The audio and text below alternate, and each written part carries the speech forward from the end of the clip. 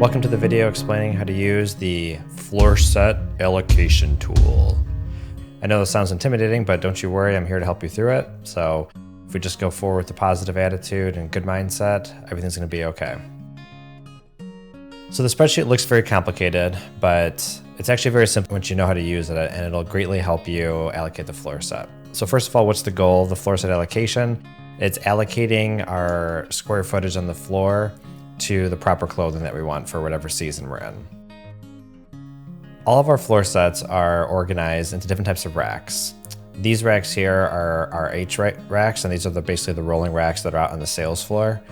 And then the racks along the wall are our wall racks. Those are our two most common types of racks. Each rack has several sections of bars, and each bar has so many feet to it.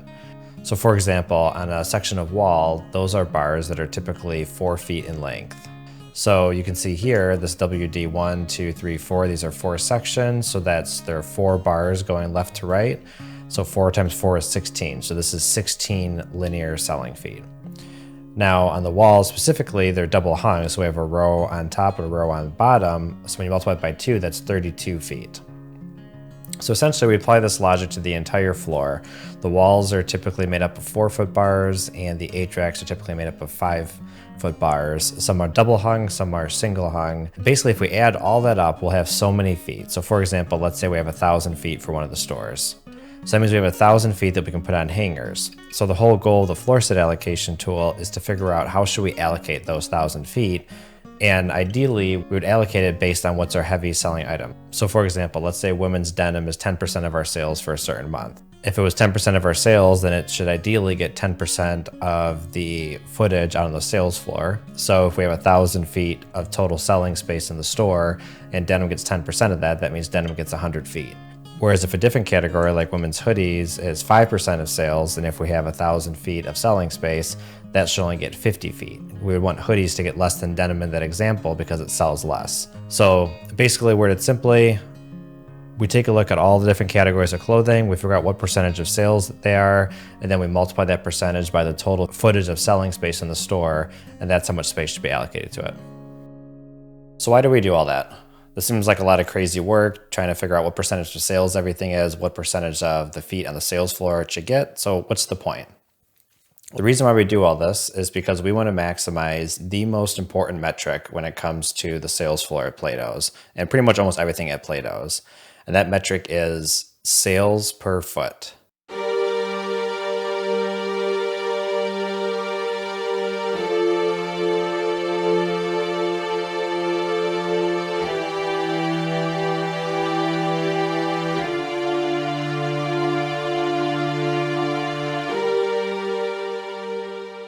So sales per foot, this is where the magic is. This is how we hit our sales goal, make our bonuses. This should just be a constant thing on the top of everyone's mind. So I want to give an example of how this works. So let's say, for example, we have 8 sections at a store. Each section is 4 feet wide, which is a total then of 32 feet. Let's say denim is 50% of our sales floor, and shorts is also 50% of our sales floor. And let's say a week goes by, and then we look at our sales for both categories. Let's say for denim, we had sales of $640, and for shorts, we had sales of $320. So in this example, that's a total sales of $960. So currently, denim at $640 in sales is 67% of our total sales, and shorts is 33% of our total sales. However, each category is taking up 50% of our sales floor. This is not very efficient. In a perfect world, denim would have 67% of our sales floor because it's 67% of sales. So if we take 67% times 32 feet, that comes out to be a little bit over 21 feet. Our bars are 4 feet wide, so we have to round up or down. In this case, I'm going to round up to 24 feet, which means that denim should have 6 sections. On the flip side, for shorts, at 320 sales out of 960, that is 33% of our sales. And if I multiply 33% times 32 feet, I get 10.56 feet.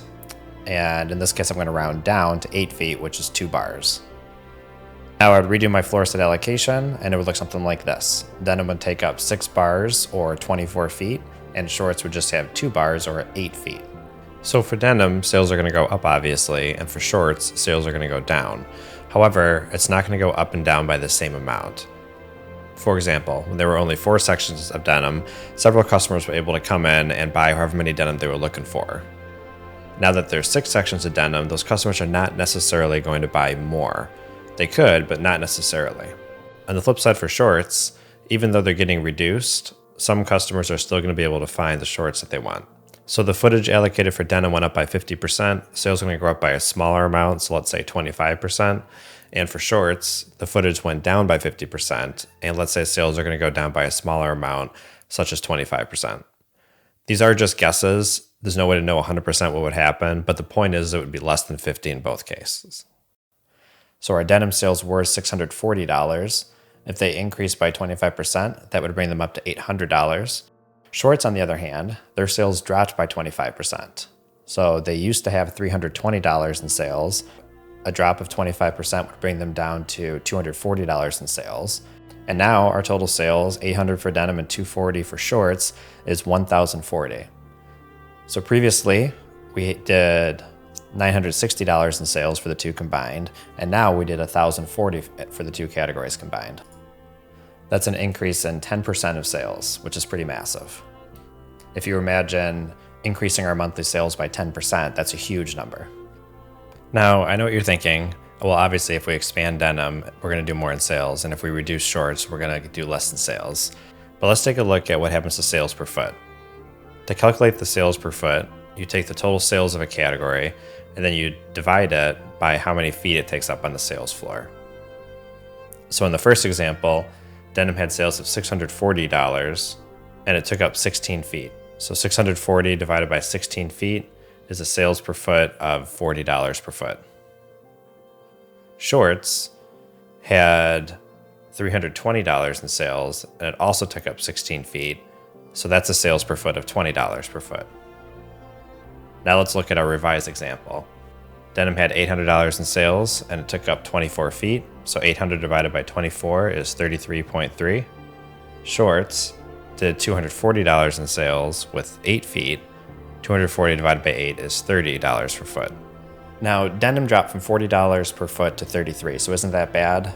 The answer is no, because as you increase the footage allocated to a category, because the sales increase by a lesser amount, like I just explained, that is going to bring down the sales per foot. In a perfect world, every single category and every single foot on the floor would have the same dollars per foot. So if denim is $30 per foot, shorts would be $30 per foot, t-shirts are $30 per foot, hoodies would be $30 per foot.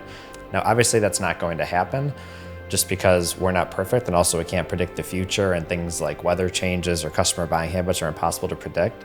But whenever you're looking over the floor set allocation, you're looking at the sales dollars per foot. If there's a big wide range, so if the smallest category is around $20 per foot and the best category is $80 per foot, then that means we're doing a really bad job. The wider the range, the worse we are. However, if all of our categories are between $30 and $40 a foot, then that means we're doing a really good job. So again, in summary, the best way to know whether we're allocating the floor properly is the sales per foot for all the categories and all the sections are going to be pretty close to one another. The further they are apart, the worse that we're doing. Also, one thing to keep in mind with the sales per foot is every single foot counts. So technically, if we're using potential selling footage for things such as storing bins or for clothing, running the fitting room rack, or any use other than selling product, that essentially counts for $0 a foot. Now, obviously, we do need space to organize and keep the workflow going, because if we take this to the extreme and have no back room and no behind the counter, and if everything be selling footage, we wouldn't be able to operate. So we need to operate, but the goal is to operate using the least amount footage possible and then maximizing how much feet we have for clothing to sell to the customers. So how do we accomplish this? We know that we want to allocate all of the clothing on the floor based on its expected sales, but how do we figure out what its expected sales are, and how do we figure out how much to allocate? Well, thankfully, the Floorset allocation tool handles most of the heavy lifting and the calculations, so you don't have to worry about that. However, it is important that you understand the methodology.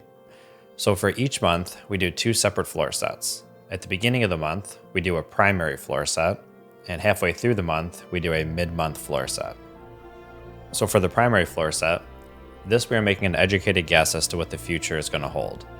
So for example, if we're going into the month of August, we want to know what percentage of sales do we think women's denim is going to be, what percentage of sales do we think women's shorts and hoodies and men's denim, etc. are going to be. The best way that we do this is we look at what did we do last year for that same month.